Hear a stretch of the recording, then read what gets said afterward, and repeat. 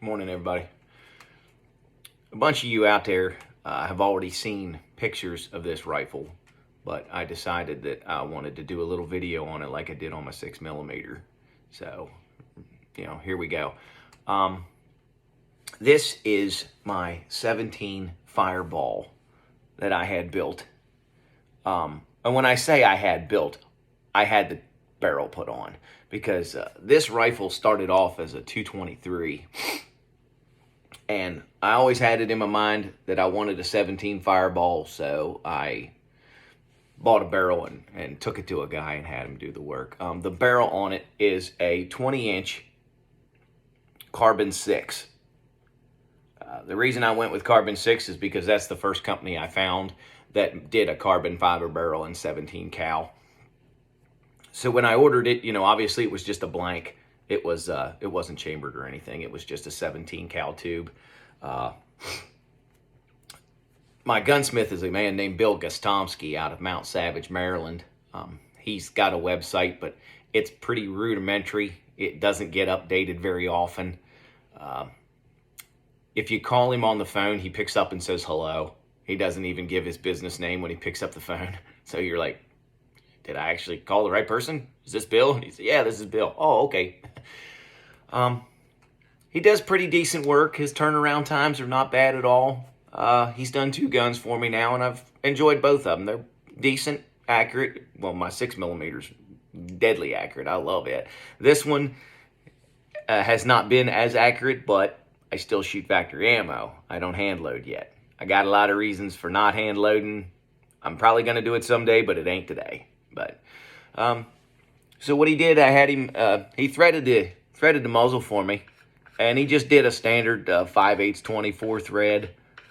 And he crowned it. He did the 11-degree target crown, recessed it in there, did nice. He gave me this knurled end cap thread protector for the end, which is it's pretty nice. His knurling leaves a little bit to be desired. If you look really close and you get really nitpicky, you see it it's a little wobbly, a little wavy in some places. It's like that. Hey, The scope that I went with on this is just this Bushnell. I don't even know what model it is, but it's a cheap scope. There's nothing special about it whatsoever. The crosshairs are a little on the thick side.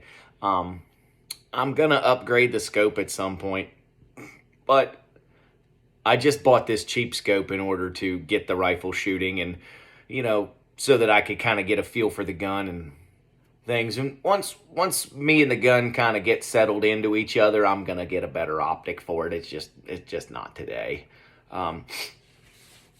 The magazine, he had to modify it a little bit. But all he had to do was kind of bend the feed lips a little. They played with it until they got it running. It's not the smoothest running bolt in the world. You can't just sit there and go like this and chuck shells in and out. It's kind of a little gritty at some places. But you're trying to run a cartridge out of it that's only takes up 2/3 the length of the box. So you're gonna have problems, and you just gotta have to make it work. Right now, I'm shooting the Nosler Barmageddon. The 20 grain. It's a flat-based bullet, and the box says it's coming out at 4,000. So I've shot maybe 6 or 8 groundhogs with this rifle so far, and it's been pretty cool. It's got a nice little resounding whop, and I haven't seen the bullet come out yet, which is really cool. I like that because, I don't mind the bullet going through them, but I like the idea of it taking all of its energy at one time and just dumping it right there in one little spot.